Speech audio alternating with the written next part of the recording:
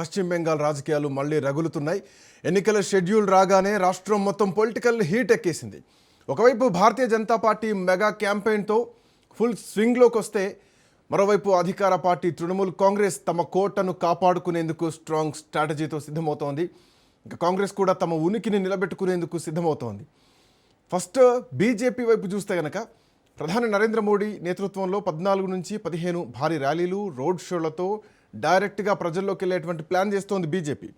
కేంద్ర హోంమంత్రి Amit Shah booth level management నుంచి ఓటర్ మొబిలైజేషన్ వరకు గ్రౌండ్ను బలపరిచేటువంటి ప్రయత్నం చేస్తున్నారు. యోగి ఆదిత్యనాథ్, జేపీ నడ్డా, బీజేపీ కొత్త చీఫ్ నితిన్ నబిన్, ఇట్లా బెంగాల్ సూపర్ స్టార్ మిథున్ చక్రవర్తి లాంటి వాళ్ళంతా కూడా high voltage campaign plan ready అయిపోయింది. వాళ్ళందరితో మొత్తం మీద బెంగాల్లో పవర్ క్యాప్చర్ చేయడమే టార్గెట్గా పొలిటికల్ షెడ్యూల్ చేస్తోంది భారతీయ జనతా పార్టీ టు టీఎంసీ. ఇక మమతా బెనర్జీ వైపు చూస్తే వెల్ఫేర్ అండ్ బెంగాల్ ఆత్మగౌరవం అనేటువంటి డబుల్ ఫార్ములాతో ముందుకెళ్తోంది. లక్ష్మీ భండార్, స్వస్థ్య సాధి లాంటి రైతు పథకాలు, సోషల్ వెల్ఫేర్ స్కీమ్స్ని హైలైట్ చేస్తూ బెంగాల్ని బయట వాళ్ళు పాలించలేరు అన్నటువంటి ఒక ప్రాంతీయ భావోద్వేగాన్ని క్యాష్ చేసుకునేటువంటి ప్రయత్నం చేస్తున్నారు దీదీ. సేమ్ టైం గ్రౌండ్ లెవెల్లో క్యాడర్ని కూడా యాక్టివ్ చేస్తూ డోర్ టు డోర్ క్యాంపెయిన్తో ప్రజల్లో బలాన్ని పెంచుకుంటోంది దీదీ. ఇక థర్డ్ వన్ కాంగ్రెస్ వైపు చూస్తే రాహుల్ గాంధీ నేతృత్వంలో భారతీయ జనతా పార్టీ, టీఎంసీ రెండింటిని టార్గెట్ చేస్తూ ఆల్టర్నేటివ్ పాలిటిక్స్ అనేటువంటి నినాదంతో ముందుకెళ్తోంది. సెక్యులరిజం, నిరుద్యోగం, ధరల పెరుగుదల ఈ అంశాలపైన ఫోకస్ పెడుతూ ప్రాంతీయ పార్టీలతో పొత్తులు, గ్రౌండ్ లెవెల్లో స్ట్రక్చర్ని బలపరిచేటువంటి ప్రయత్నం చేసుకుంటున్నాయి. సో ఇట్లాంటి నేపథ్యంలో ఇప్పుడు త్రిముఖ పోటీగా మారబోతోందా అన్న అంశం ఒకవైపు అయితే కనుక, దీదీ బీజేపీ ఎందుకు భయపడుతోంది నా పైన పోటీ చేయడానికి అని ప్రశ్నిస్తోంది. సువేంద్ర అధికారి పైన గతంలో ఓడిపోయినటువంటి దీదీ ఈసారి మళ్ళీ అదే ప్రయోగం చేయబోతున్నారు. మళ్ళీ అలాంటి ఒక ఎపిసోడ్ జరగబోతుంది. బట్ పరిస్థితులు మారిపోయాయి. మాట్లాడదాం. బండారు రామ్మోహన్ రావు గారు మనతో పాటు జాయిన్ అవుతున్నారు. రామ్మోహన్ రావు గారు నమస్తే. శ్రీకాంత్ గారు నమస్తే. నమస్తే. దీదీ చక్రం తిప్పబోతున్నారా? ఈసారి మళ్ళీ ముఖ్యమంత్రి అయితే 5 సార్లు ముఖ్యమంత్రి అయినటువంటి చరిత్ర తిరగరాస్తారు. అఫ్కోర్స్ జయలలిత అయి ఉండొచ్చు, బట్ జయలలిత టైం పీరియడ్లో అక్కడక్కడ చేంజెస్ జరిగినాయి ముఖ్యమంత్రి పీఠం. బట్ ఇది మాత్రం వరుసగా హ్యాట్రిక్ దాటేసి 5th టైం ముఖ్యమంత్రి చేపట్టేటువంటి అవకాశాలని. సో ఎట్లా చూడొచ్చు ఈ బెంగాల్ సంగ్రామాన్ని? శ్రీకాంత్, మీకు అట్లాగే రాజనీతి ప్రేక్షకులకు నమస్కారం. నమస్తే అండి. బెంగాల్ రాజకీయాలు వేరుగా చూడాల్సిందే దేశం రాజకీయాలు. ఎందుకంటే మొదటి నుంచి కూడా బెంగాల్లో వా పలక రాకపోతే మన అంతా వా పలకరా బంగ్లాదేశం అంట, వంగదేశాన్ని కదా. వాళ్ళు ఆనాడు ఈస్ట్ ఇండియా కంపెనీ నుంచి వచ్చిన మొదలు ప్రవేశించింది ఇంగ్లీష్ వాళ్ళు ఇక్కడికైతే. ఆ తర్వాత మొత్తం దేశ రాజకీయాలను ప్రభావితం చేసిన రాష్ట్రం. ఒక మనకు వంగపంతులు అని చాలా రవీంద్రనాథ్ ఠాగూర్ నుంచి మొదలుకొని చాలా వరకు చెప్పాలంటే చాలా సాహితీకారులు, అట్లాగే రచయితలు, ఉద్యమకారులు, సుభాష్ చంద్రబోస్ లాంటి వాడు, ఈశ్వర్చంద్ర విద్యాసాగర్ లాంటి వాడు, రాజా రామ్మోహన్ రాయ్, సామాజిక సాంస్కృతిక రాజకీయ ఉద్యమాల నుంచి అందరూ అక్కడ పశ్చిమ బెంగాల్ మనం పూర్తి చేసుకోవచ్చు.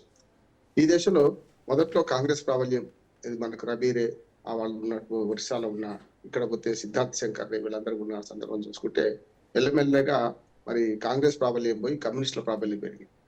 జనరల్ గా మనకి చూసుకుంటే పశ్చిమ బెంగాల్ వాళ్ళు ఎప్పుడు మారరు అనేది, బెంగాలీలు తొందరగా మారరు అనేది ఒకటి ఉన్నది. కనుకనే వరుసగా మన హ్యాట్రిక్ అంతకుముందు ఒకసారి కలుపుకుంటే 4 సార్లు, ఇప్పుడు 5వ సారి గెలుస్తుందా అనే మాట వస్తుంది. కరెక్టే.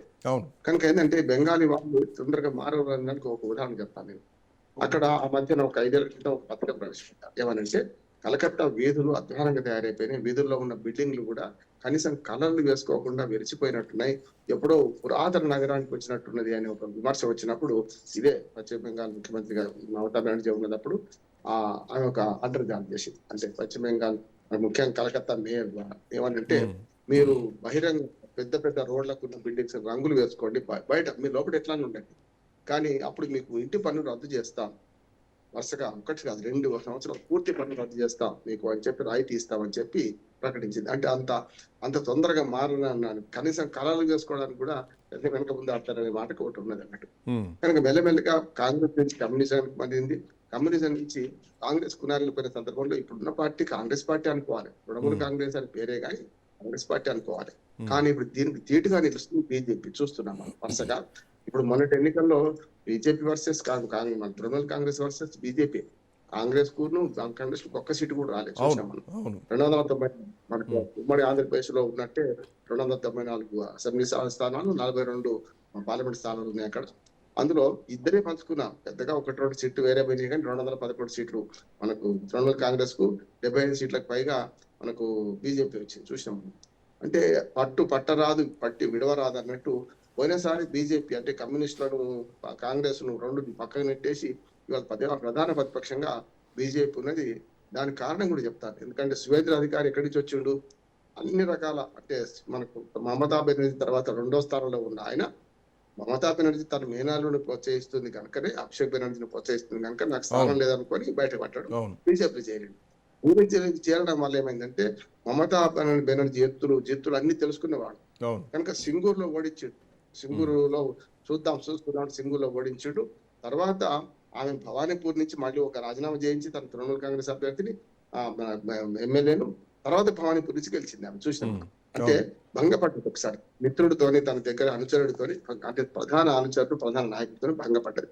సరిగ్గా ఇప్పుడు మన సీన్ అదే క్రియేట్ అవుతున్న అవకాశం చూస్తున్నాను. భవానీపూర్ నుంచి కూడా చేస్తా అంటున్నాడు ఇప్పుడు ఆయన, ఎవరు మన సువేంద్ర అధికారి. హ్మ్. ఎక్కడ ఉంటా మమతా బెనర్జీ ఎక్కడ చేస్తే అక్కడ చేస్తా అంటున్నాడు.